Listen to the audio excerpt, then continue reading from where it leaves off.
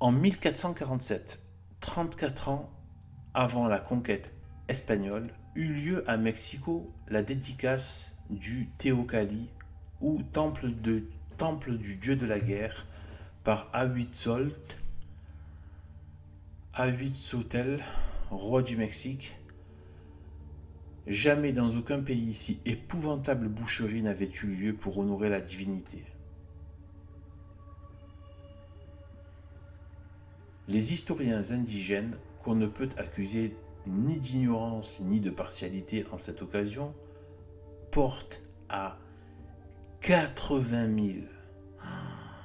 80 000, pour vous donner une idée. Hein. Wow. C'est quasiment, on peut remplir 3 stades de foot. 3 grands stades de foot. Non, les tribunes, hein, je parle. Vous savez, de spectateurs. De nombre de spectateurs. Des tribunes de grands stades de foot remplis. 3 grands stades de foot. Après, ça dépend des tailles, mais en général, c'est dans les 30 000, ça peut être 30 000, admettons 30 000 places. On va arrondir, comme si ça faisait 90 000. Quasiment 3 grands stades de foot, 3 grands stades de foot remplis en nombre de victimes humaines immolées dans cette fête, dont il donne la description suivante. Je crois qu'on va encore se...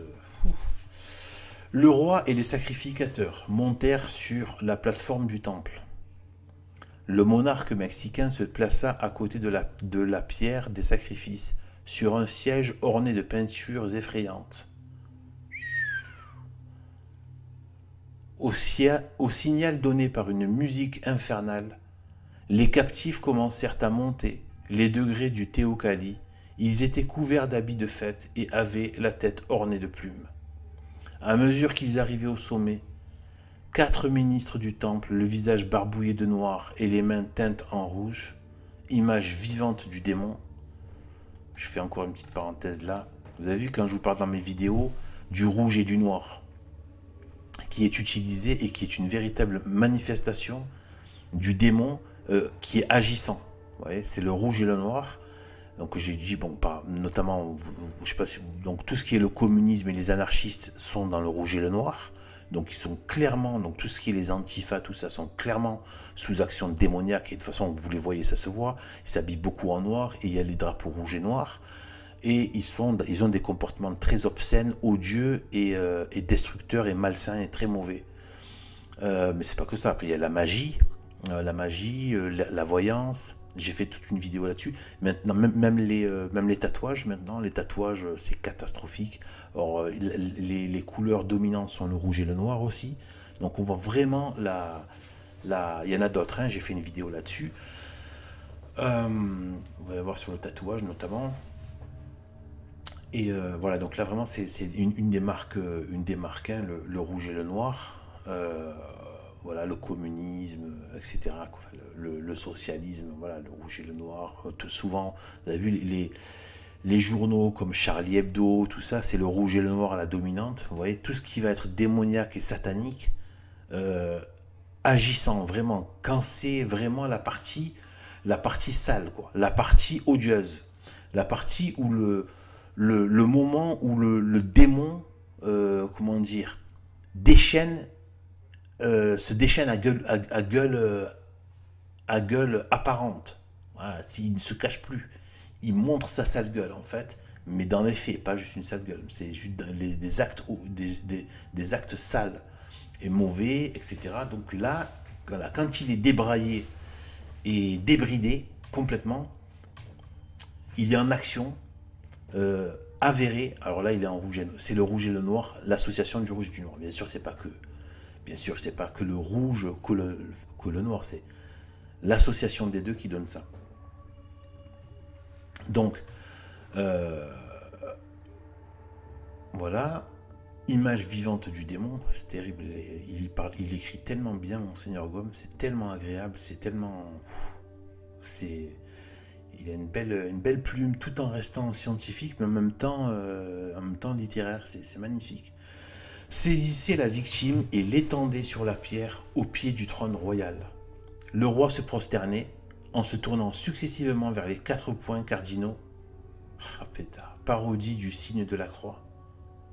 Ah ouais, d'accord. Il lui ouvrait la poitrine, dont il arrachait le cœur. Voilà, c'est ce que je vous disais tout à l'heure.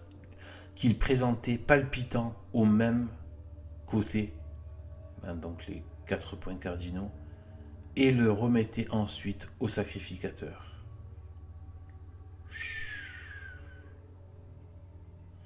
Ceux-ci allaient le jeter au Kangxikali, espèce d'auge profonde destinée à ce service sanglant. Ils achevaient la cérémonie en secouant aux 4 points cardinaux le sang qu'il leur restait aux mains. Après avoir immolé de la sorte une multitude de victimes, le roi fatigué présenta le couteau au grand prêtre, puis celui-ci à un autre, et ainsi de suite jusqu'à ce que leurs forces fussent épuisées.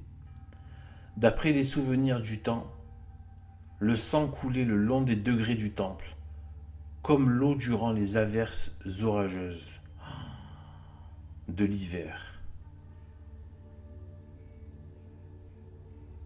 Et on eût dit que les ministres étaient revêtus d'écarlate.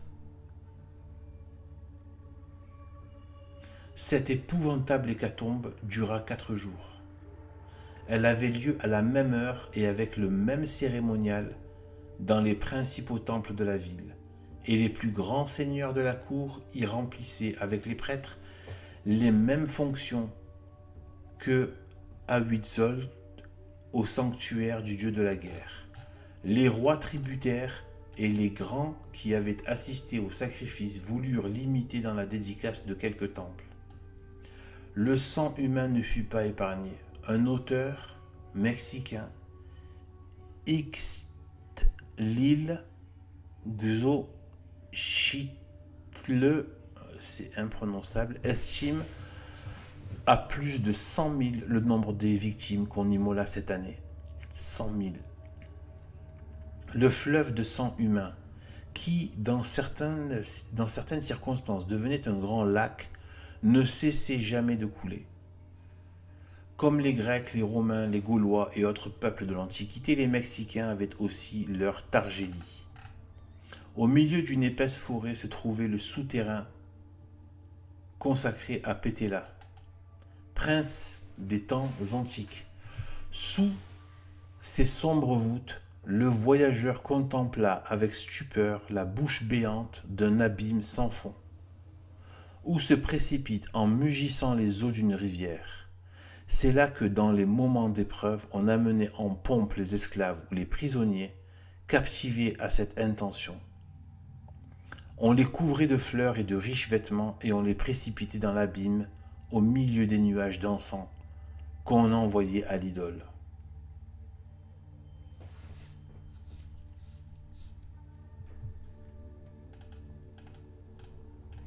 Tous les mois de l'année étaient marqués par des sacrifices humains. Celui qui répond à notre mois de février était consacré au génie des eaux. On achetait pour leurs sacrifices de tout petits enfants que les pères offraient souvent d'eux-mêmes afin d'obtenir pour la saison prochaine l'humidité nécessaire à la fécondation de la terre. On portait ces enfants au sommet des montagnes où s'engendrent les orages. Et là, on les immolait, mais on en réservait toujours quelques-uns pour les sacrifier au commencement des pluies. Le prêtre leur ouvrait la poitrine et en arrachait le cœur, qui était offert en propitiation à la divinité, et leur petit corps était servi ensuite, dans un festin de cannibales, aux prêtres et à la noblesse. Un autre mois était appelé l'écorchement humain. Son patron était Xipé, le chauve ou l'écorché. autrement dit Totek, c'est-à-dire notre Seigneur, mort jeune et de mort malheureuse, contrefaçon évidente de notre Seigneur Jésus-Christ. Cette divinité inspirait à tous une grande horreur. On lui attribuait le pouvoir de donner aux hommes les maladies qui causent le plus de dégoût, moyen infernal de faire détester le crucifié. Aussi, on lui offrait journellement des sacrifices humains. Les victimes conduites à ces autels étaient enlevées par les cheveux jusqu'à la terrasse supérieure du temple. Ainsi suspendues, les prêtres les écorchaient toutes vives, se revêtaient de leur peau sanglante et s'en allaient par la ville. Que n'était l'honneur du Dieu?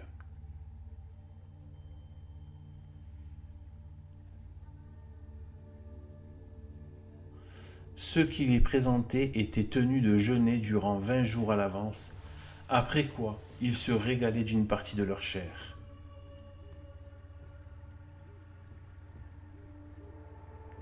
Citons encore la fête des coutumes.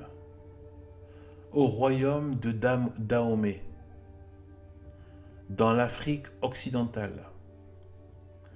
En voici la relation écrite en 1860 par un voyageur européen, témoin oculaire de ce qu'il raconte. Le 16 juillet, on présente au roi un captif fortement bâillonné. Le roi lui donne des commissions pour son père défunt, lui fait remettre pour sa route une piastre et une bouteille de tafia, après quoi on l'expédie. 2 heures après, 4 nouveaux messagers partaient dans les mêmes conditions. Le 23, j'assiste à la nomination de 23 officiers et musiciens qui vont être sacrifiés pour entrer au service du roi défunt. Le 28, immolation de 14 captifs, dont on porte les têtes sur différents points de la ville au son d'une grosse clochette. Le 29, on se prépare à offrir à la mémoire du roi Gézo les victimes d'usage. Les captifs ont un bâillon en forme de croix qui doit les faire énormément souffrir. On leur passe le bout pointu dans la bouche. Ils s'appliquent sur la langue, ce qui les empêche de la doubler et par conséquent de crier. Ah d'accord. Ces malheureux ont presque tous les yeux hors de la tête. Les chants ne discontinuent pas. Ah d'accord, en plus on leur a retiré les yeux de la tête. Eh ben dis donc. Oh putain, donc ils sont aveugles à ce moment-là. Ok, en plus avec cette horreur, ils peuvent pas crier, enfin, horrible. Waouh. Bon, les chants ne discontinuent pas, ainsi que les tueries. Pendant la nuit du 30 et 31, il est tombé plus de 500 têtes. Waouh. Plusieurs fossés de la ville sont comblés d'ossements humains. Les jours suivants, continuation des mêmes massacres. La tombe du dernier roi est un grand caveau creusé dans la terre. Gézo est au milieu de toutes ces femmes qui, avant de s'empoisonner, se sont placées autour de lui, suivant le rang qu'elles occupaient à sa cour. Ces morts volontaires peuvent s'élever au nombre de 600. Le 14 août, exhibition de 15 femmes prisonnières destinées à prendre soin du roi Gézo dans l'autre monde. On les tuera cette nuit d'un coup de poignard dans la poitrine. Le 5 est réservé aux offrandes du roi. 15 femmes et 35 hommes y figurent. Bâillonnés et ficelés, les genoux repliés jusqu'au menton, les bras attachés au bas des jambes et maintenus chacun dans un panier qu'on porte sur la tête. Le défilé a duré plus d'1 heure et demie. C'était un spectacle diabolique. Alors je reprends. 15 femmes et 35 hommes y figurent, bâillonnés et ficelés, les genoux repliés jusqu'au menton. Imaginez, bâillonnés et ficelés, avec des ficelles qui qui les enlace, voilà, comme une sorte de sac de cordes, quoi. Tout en étant bâillonnés, les genoux repliés, les bras attachés au bas des jambes, ah oui, et maintenus chacun dans un panier qu'on porte sur la tête. Ah ouais, d'accord. Le défilé a duré plus d'1 h 30. C'était un spectacle diabolique que de voir l'animation, les gestes, les contorsions de toute cette négrille. Derrière moi étaient 4 magnifiques noirs, faisant fonction de cochers autour d'un petit carrosse, destiné à être envoyé aux défunts, en compagnie de ces 4 malheureux. Ils ignoraient leur sort. Quand on les a appelés, ils se sont avancés tristement, sans proférer une parole. Un d'eux avait 2 grosses larmes qui perlaient sur ses joues. Ils ont été tués, tous 4, comme des poulets, par le roi en personne.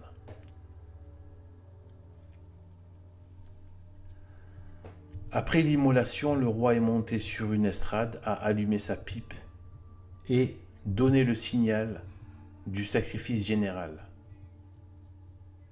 Aussitôt, les coutelas se sont tirés et les têtes sont tombées. Le sang coulait de toutes parts. Les sacrificateurs en étaient couverts et les malheureux qui attendaient leur tour au pied de l'estrade royale étaient comme teints en rouge. Je ne sais pas si vous vous rendez compte, hein, c'était dans les années 1800 dont je parle. En fait, il n'y a pas si longtemps que ça. En fait, on ne se rend pas compte, hein, de ce monde là avec tout ce côté moderne, ce confort, ce côté électronique, tout ça, on oublie un peu cette partie, ces actions de la chair qu'il y a dans l'être humain, quoi, et qui se retrouvent dans la vie des tribus, dans la vie des peuples, dans la vie des familles, dans la vie des relations sociales. Et en fait, il n'y a pas si longtemps que ça. Alors imaginez 2000 ans en arrière, imaginez 4000 ans en arrière. Dans quel univers vivaient par exemple les prophètes comme Abraham, Isaac, Jacob, Daniel, et qui commençaient à entendre un Dieu qui leur demandait d'être bon, d'être miséricordieux, de se pardonner, d'aider son prochain, d'aimer son prochain, de faire le bien aux gens qui en ont besoin. Dans un monde aussi barbare. En fait, c'est ce que je vois là, c'est vraiment, en fait, c'est un cauchemar, en fait. C'est un cauchemar, la chute, en fait. En fait, je crois et je pense, ça c'est une des choses que je dis dans une vidéo, mais je me répète là, ici, mais il faut, parce que, en fait, j'ai fait une vidéo sur je crois que c'est le divertissement. Et en fait, le divertissement, ça veut bien dire ce que ça veut dire. C'est une diversion, en fait. Et tout est fait pour nous divertir de la réalité à la fois de ce monde, d'où mes lectures notamment de Monseigneur Gaume, avec le livre aussi de La vie n'est pas la vie, celui-là et un autre. Et bien que, en fait,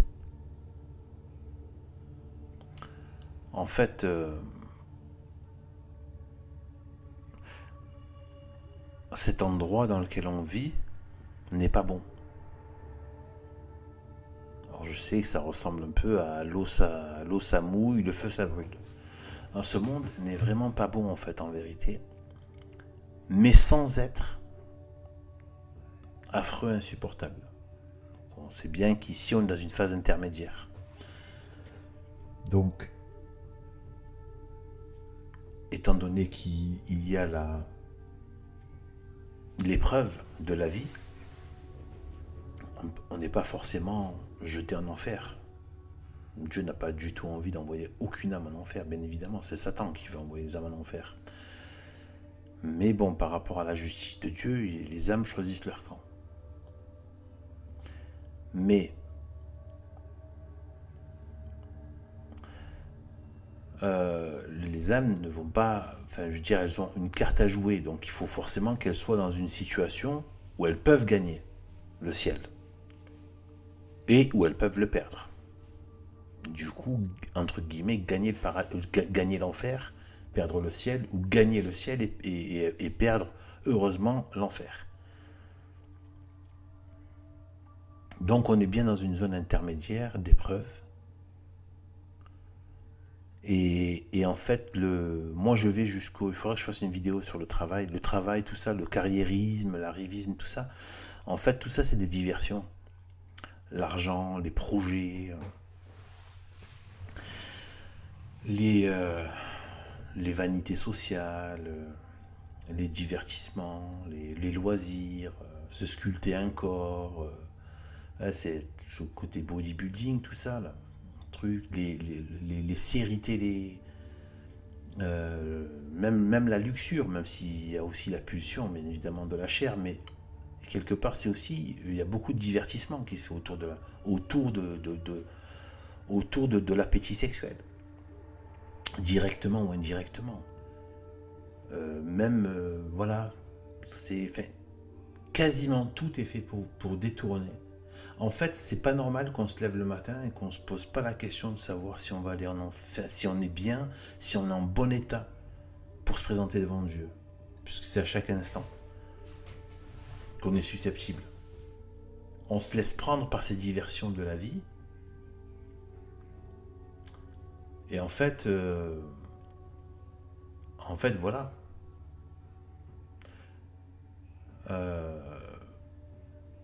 Non. En fait, il faut se remettre vraiment dans la logique qu'il faut, la vraie logique. La vraie logique, je me le dis aussi à moi-même. Hein.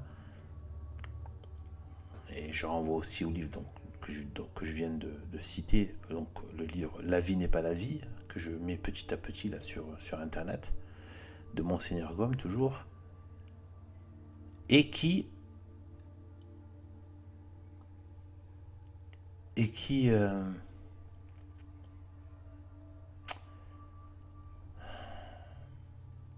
montre bien qu'en fait voilà, en fait c'est... En fait, comment dire, là j'ai envie de dire, je veux me permettre une petite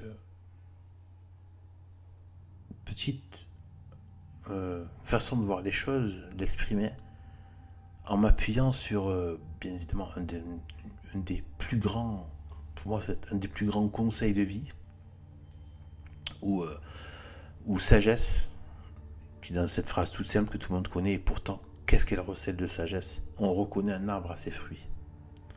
Je pense rien qu'avec ça, on peut devenir très intelligent dans beaucoup de choses de la vie. On reconnaît un arbre à ses fruits. C'est bizarre, mais quand on se met à penser à la mort et à s'adapter à cela, notre âme se règle. Quand on pense à l'après-mort, à se préparer à la mort, l'âme se règle. L'âme se remet droite. C'est comme si elle s'étalait à l'horizontale en train de se perdre dans toutes les attractions du monde.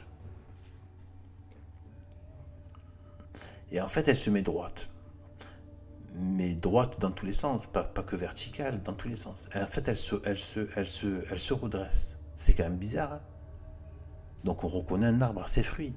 Si la sagesse vient, donc on commence à être beaucoup plus sage dans la vie. On peut même être beaucoup plus combatif. Parce que quand on intègre bien quand on a bien ça en nous, surtout les moments où c'est très fort, ben ça donne une force incroyable. d'avoir cette conscience de la mort. Ça donne un juste... on est moins dans des relations, dans des réactions de chair virulentes dans les situations de la vie. C'est plus l'esprit qui essaie de répondre. On est meilleur aussi d'un point de vue au niveau du comportement. On est meilleur en beaucoup de choses. D'un point de vue moral, même d'un point de vue intelligence, d'un point de vue façon de vivre, etc. Comme par hasard, tout s'équilibre, l'état émotionnel, psychologique, tout s'équilibre. Eh bien moi je dis, on reconnaît un arbre à ses fruits. Si on met une plante dans telles conditions et qu'elle se développe, et qu'elle développe des bonnes choses, ça veut dire que ce sont les bonnes conditions pour elle. Si l'âme se met à développer de bonnes choses en se préparant à la mort, ça veut bien dire que c'est son but. C'est la condition de son bonheur qu'elle est là pour trouver en Dieu, par Dieu, mais qu'elle est là pour trouver, gagner et recevoir surtout de la grâce de Dieu dans ce monde, être digne de la recevoir.